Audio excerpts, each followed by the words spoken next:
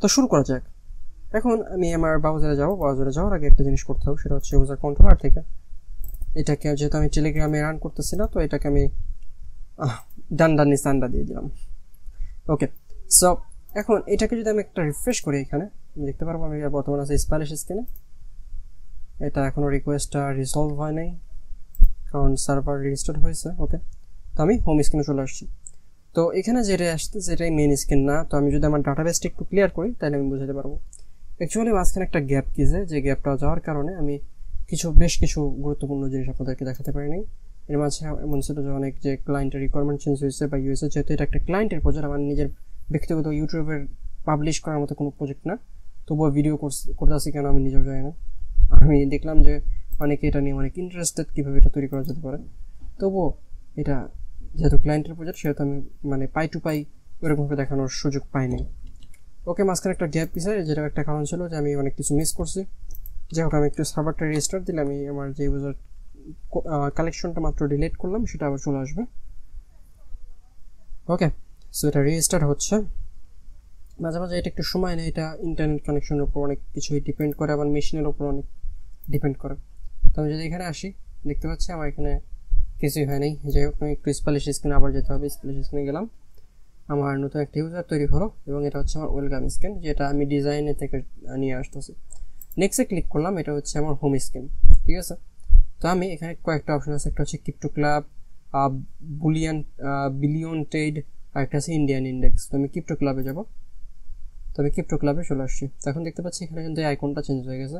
তো আমি যদি আবার স্প্যানিশে যাই, আবার সাপোজ স্প্যানিশ স্ক্রিনে গেলাম, এখন আমি ডাইরেক্টলি এই ক্রিপ্টোতে চলে আসতেছে। আমি চাইলেও এটা পরিবর্তন করতে পারবো না, বা আমি চাইলেও হোম স্ক্রিনার ব্যাক দিতে পারতেছি না। তো এইটা একটা গুরুত্বপূর্ণ একটা রিকোয়ারমেন্ট ছিল, যে ইউজার যেহেতু ফেক ট্রেড করবে, যেটা যেহেতু একটা ফেক ট্রেড, ইউজার এখানে টাকাটা ইনকাম করবে হচ্ছে যে সে ট্রেড করলো, যে ট্রেডের মাধ্যমে সে যত উপার্জন করবে তার মাধ্যমে সে ইনকামটা করবে। তো এখানে সে যে কোনো একটা ক্যাটাগরিতে তাকে ট্রেড করতে হবে। একটা হতে পারে সে ক্রিপ্টো ট্রেড করবে, হতে পারে সে স্টকে করবে, হতে পারে সে ফরেক্স ট্রেড করবে, যে কোনো একটা নির্দিষ্ট ক্যাটাগরি হতে হবে। তো আমি যেহেতু ক্রিপ্টো সম্পর্কে বুঝি পাই, সেহেতু আমি ক্রিপ্টো এখানে দিচ্ছি। তো এখানে একটা জিনিস দিয়েছে মার্কেট ওপেনিং এত। তো এটা হচ্ছে একটা নির্দিষ্ট কাউন্ট ডাউন আছে। কাউন্ট ডাউনটা কিসের জন্য একটু এটা রিফ্রেশ করি। এখানে কাছে 20টা ইয়ে গেছে। যাই হোক, এখানে কাউন্ট ডাউনটা হচ্ছে কারণ আমরা জানি যে এগুলো আছে, ব্রোকার আছে বা ফিজিক্যালি যেগুলো কাজ করে, সেগুলোর ক্ষেত্রে হয় যে হয়তো বা সকাল 9টা থেকে দুপুর 3টা পর্যন্ত এই ট্রেডগুলো চলে। আমরা অনেকে হয়তো বা যদি ইন্ডিয়া সম্পর্কে জানি, যেটা আমাদের প্রতিবেশী দেশ, তো তাদের ওইখানে নিফটি 15 নামে, তারপরে এরকম অনেক কিছু আছে। আমি এগুলোর নাম শুনছি, আমি নিজে কোনোদিন ট্রেড করি বা ট্রেড করতেও চাইও না অ্যাকচুয়ালি। তো ওইগুলার ক্ষেত্রে এগুলা হয় যে 9টা থেকে দুপুর 3টা পর্যন্ত এগুলা অপারেট করে। তো এখানেও এই সিস্টেমটা ওরকমই, যেহেতু ক্রিপ্টো সবসময় মানে 24 আওয়ার এটা চলে। তো সেহেতু আমরা যেটা করতে পারি, আমরা ইউজারকে ট্রেড করতে দিব না, এই কারণে এরকম কিছু একটা তৈরি করা। এখানে একটা কাউন্টডাউন দেখতে পাচ্ছি, যেখানে বলা হচ্ছে মার্কেট ওপেন হবে 14 ঘন্টা পর, 14 ঘন্টা 27 মিনিট পর। আর এই যে টাইমটা, সাপোজ আমি যদি ইউএসএ থাকি, ইউএসএ থাকলে এই টাইমটা সেমই থাকবে, কারণ এই টাইমটা অপারেট করতেছে আইএসটি বা ইন্ডিয়ান স্ট্যান্ডার্ড টাইম। যেহেতু আমার ক্লায়েন্ট ইন্ডিয়ান, তো সেহেতু ইন্ডিয়ান হিসেবেই করা হয়েছে, বা ক্লায়েন্টের রিকোয়ারমেন্টও ছিল। তো সাপোজ আমি যদি এখানে সোলোনায় যাই, সোলোনায় গেলে এখানে একটা জিনিস দেখতে পাচ্ছি, সেখানে কাউন্টডাউন, আর এখানে কোনো রিসেন্ট কোনো ট্রেড নেই। এখানে আমার অ্যাভেলেবেল ব্যালেন্স দেখতে পাচ্ছি, আমি কতগুলা সোলোনা বাই করতে পারবো সেটা দেখতে পাচ্ছি। এখানে যদি ক্লিক করে, এখানে কিছু হবে না, কারণ এটা ব্লক হয়ে আছে, কারণ আমি ট্রেড করতে পারবো না। এখানে পজিশন দেখতে পাচ্ছি।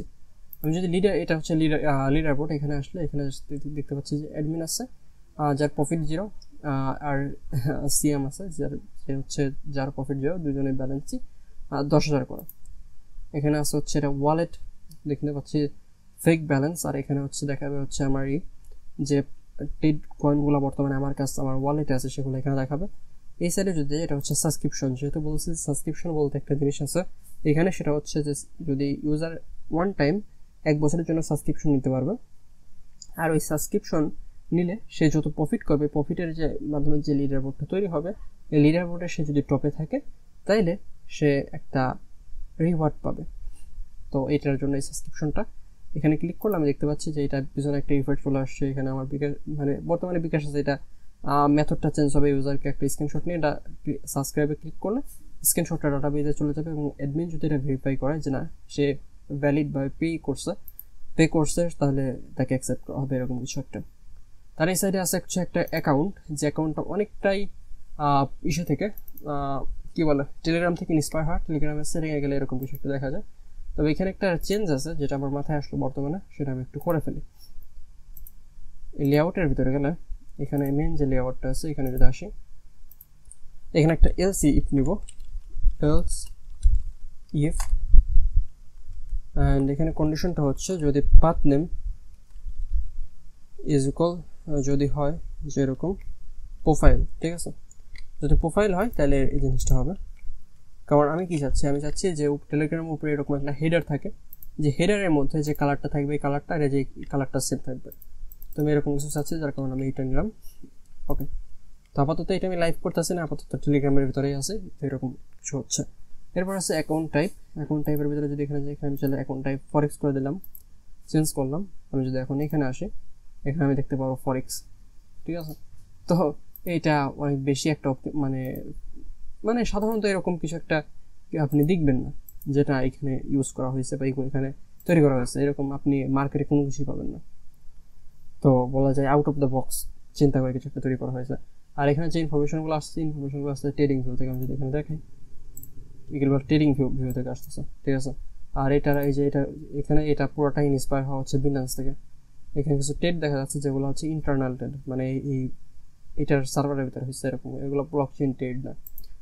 তো আসলে এটার ওভারভিউটা, এটা আসলে আমি এই কারণে দেখাচ্ছি কারণ আমি আসলে জানাতে চাচ্ছি যে আমি এটার ভিডিও আপলোড দিতে পারছি না, আর এই কারণে যে প্রজেক্টটা কমপ্লিট হয়ে গেছে, এটার প্রজেক্টটা কমপ্লিট হয়ে গেছে। আর এখানে যে ডাটাবেসটা আছে বা অ্যাডমিন প্যানেলটা আছে, অ্যাডমিন প্যানেল অনেক একটু দেখানো একটু রিস্কি, যার কারণে আমি দেখাতে চাচ্ছি না।